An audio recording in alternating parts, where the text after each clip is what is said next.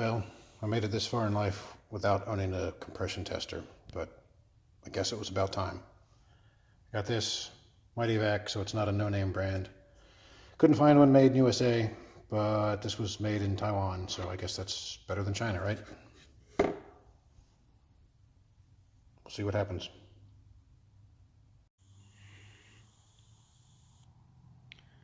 "90 psi. Is that good or bad? I don't know. I mean, I was kind of hoping it would be like 50. Huh. I'll have to, I guess, ask the internet what it's supposed to be, but... for comparison, this weed eater that would run, except for all the other parts that fell off of it, it's given me 150. So maybe 90 isn't so good.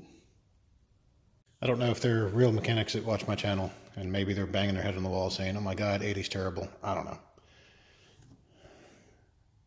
I got more out of it. What's that, 110? Put some oil in the cylinder. And now it's it's like hydrolocked. I didn't even put that much in. But based on the instructions that came with the tester, that would be a wet test, and increased compression indicates a problem with the rings and not the valves, because we don't have valves. Still weird that it wouldn't go up to 150 like that little weed eater. But I don't know. So I believe the piston kit is sitting on my porch at home now anyway. I'm not at home, so we'll have to look at that tomorrow.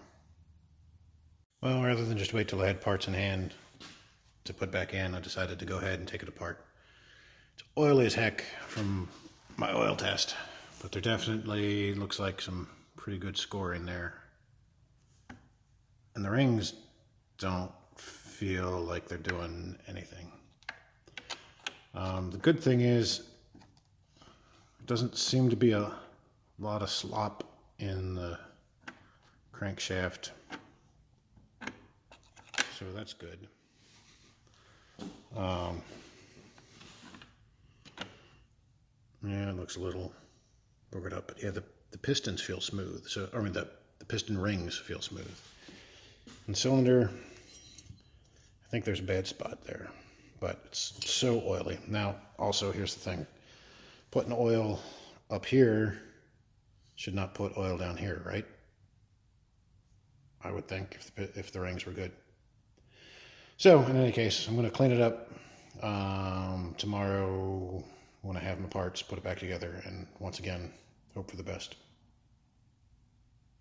Oh, yeah. That's yucky. Looks a whole lot yuckier with no oil on it. I still can't believe it wouldn't fire once, but anyway, it is what it is. And there's this bad spot in the cylinder.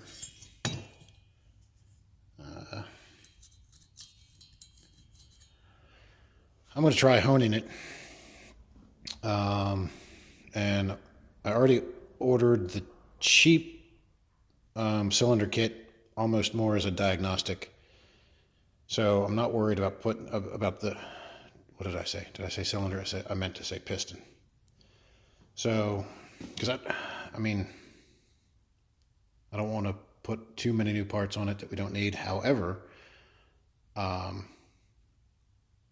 my intent is, if I can hone this, new cheap piston in it, and it'll fire up, then we know that's why it wouldn't start. Then we can reassess and run it till it quits again, or invest in good aftermarket piston and cylinder, which are not terribly expensive. Wait, did I say aftermarket? No, I don't even remember what I said, but I meant OEM. Because some of this aftermarket stuff, the cheap Chinesium stuff, I just don't trust. Like the carburetor, which I put out of the way. When I'm messing with it today, it didn't want to prime. So that may be another thing. That's not what was preventing it from starting, but I don't know. Sometimes cheap parts are cheap for a reason. Anyway, it's definitely suboptimal, as I think the kids say. Well, instead of just going home, I did some honing in here, and I don't think that's going to hone out. I think that's like boring out. And the other side, if it was just that, I'd be tempted to wreck another set of rings just to prove that it works, but that's a little too much. So, guess I'll order a jug.